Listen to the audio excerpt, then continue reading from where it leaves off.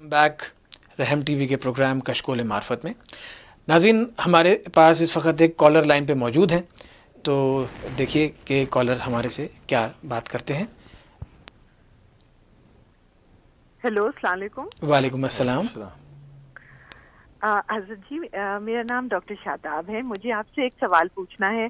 G please. City اور state کی jobs میں ریٹائرمنٹ فنڈ جمع ہوتا رہتا ہے، تو وہ ہمارے ہاتھ میں تو نہیں ہوتا، مطلب جب ریٹائر ہوں گے تو پھر وہ فنڈ ملے گا، اس کے اوپر زکوٰۃ ہر سال دینی ہوگی یا جب وہ پیور ہوگا یا ریٹائر ہوں گے اس کے اوپر زکوٰۃ دینی ہوگی؟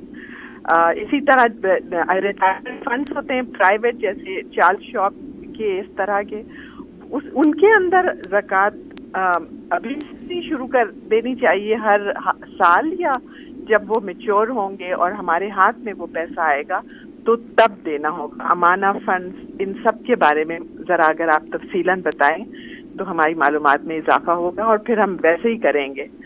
اور ایک اور میرا سوال ہے، وہ یہ کہ خواتین یہاں تراویح کو جاتی ہیں، پاکستان میں ایسا نہیں تھا، اب یہاں مسجدوں میں تراویح ہوتی ہے، تو بہتر کیا ہے، گھر پہ رہ کے نماز پڑھیں یا مسجد میں جا کے پڑھیں؟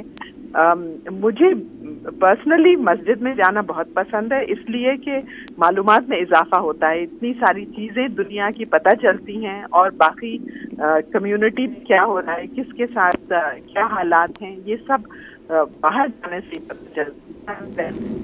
جی بالکل، آپ ان کے بارے میں ضرور بتائیے۔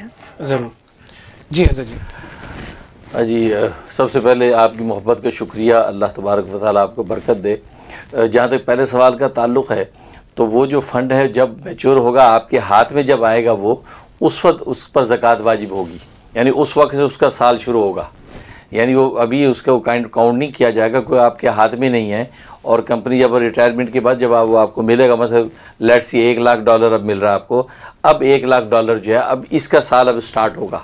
اگر آلریڈی آپ کے پاس نصاب تھا تو اس کے ساتھ اس کو جو ہے وہ کاؤنٹ کریں گے اور اس کی زکوٰۃ ادا کریں گے۔ فی الحال آپ پر اس کی کوئی زکوٰۃ نہیں ہے۔ اور باقی جہاں دوسرا سوال خواتین کے لیے مسجد میں جانے کا، حدیث میں تو یہ آتا ہے کہ عورت کی گھر میں نماز پڑھنا مسجد میں نماز پڑھنے سے افضل ہے، لیکن بات وہ یہ ہے کہ اس زمانے کے اندر گھروں کی حالت یہ تھی کہ گھر واقعی جو ہے وہ اللہ اور اللہ کے رسول کے ذکر کا جو ہے وہ ایک ذریعہ بنے ہوئے تھے۔ اور آج کل گھروں کی جو صورتحال ہے، آپ جانتے ہیں گھروں میں ٹی وی، VCR، ویڈیو، اتنی خرافات گھروں کے اندر جمع ہے کہ گھر میں اگر رہ گئے تو 20 تراویح کیا وہ فرضی نماز بھی انسان نہیں پڑھتا۔